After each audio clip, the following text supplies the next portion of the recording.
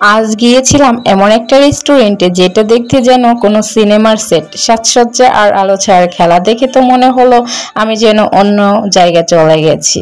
চলো তোমাদেরও দেখাই এই সুন্দর জায়গাটি। সকালটা শুরু করলাম কলেজে এসে, একটু নাস্তা করে মনটাকে ফ্রেশ করলাম, কারণ আজকের দিনটা বেশ ব্যস্ত ছিল। কাজের মাঝে একটু এনার্জি লাগে তাই। সো সকালে আমি নাস্তা করার জন্য নিয়ে নিয়েছি একটা রোল আর সাথে নিয়েছি একটা কাবাব। এটাই ছিল আজকে সকালে নাস্তা। তবে ক্যান্টিনের খাবারটা বেশ সুস্বাদু ছিল। কলেজটা যেহেতু আমার বোনের ছিল, সো কলেজে তেমন আমার একটা আসা হয়নি। আজকে প্রথম আসলাম, আরেকবার এসেছিলাম বাট ভিতরে তেমন একটা ঢোকা হয় নাই। তো ভিতরের পরিবেশটা অনেক সুন্দর ছিল, গাছপালাতে ভরা ছিল। এখানে বিভিন্ন ধরনের ফলের গাছ, ফুলের গাছ সবই রয়েছে। আমার কাছে এগুলো খুবই ভালো লাগে, আর ফুল ফল এগুলো দেখলে যে কারো মন এমনিতে ভালো হয়েছে। সো আমার কাছে অনেক ভালো লেগেছে। আর সকাল তো আরও বেশি সুন্দর, তবে রোদ ছিল তার জন্য বেশি কষ্ট লেগেছে।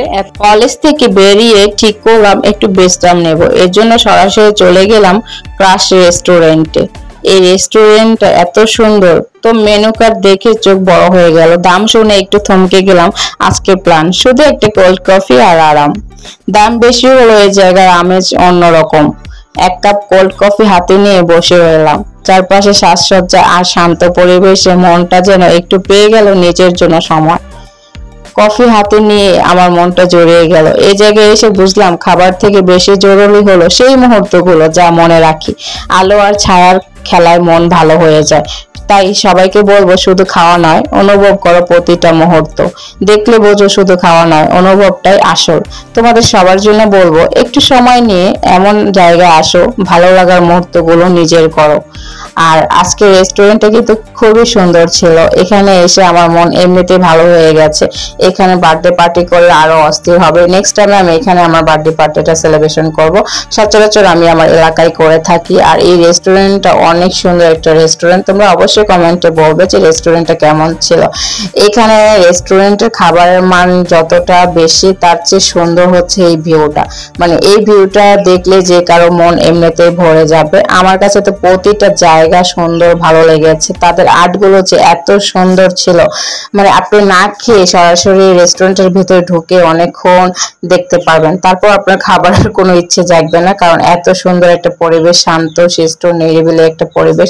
আমার কাছে সবকিছুই ভালো লেগেছে, বাট তাদের খাবারের প্রাইসটা খুবই বেশি ছিল।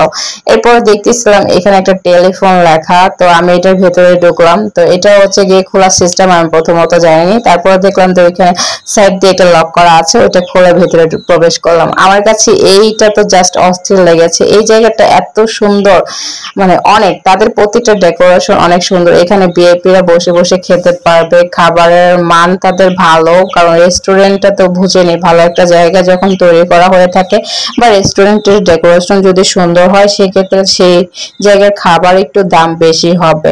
তবে আপনারা সবাই মিলে যখন এখানে চলে আসবেন, দেখবেন এমনিতে আপনাদের মনটা ভালো হয়ে যাবে। আমি ট্রাস্ট মি একবার বলতে চাচ্ছি যে ক্রাশে আপনারা অবশ্যই একবার হলো মাস্ট বি দেখে যাবেন।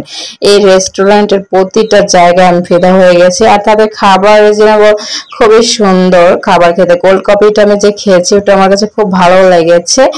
অনেক মজার খাবার, এখানে বিভিন্ন ধরনের আইটেম রয়েছে। তবে তাদের রেস্টুরেন্টের প্রতিটা ডেকোরেশন আমার মনকে জড়িয়ে দিয়েছে। এত সুন্দর তাদের ডেকোরেশন, বিশেষ করে দোলনাটা তো আমার কাছে অস্থির লেগেছে। আমি অনেকক্ষণ বসে দোলনায় ছিলাম।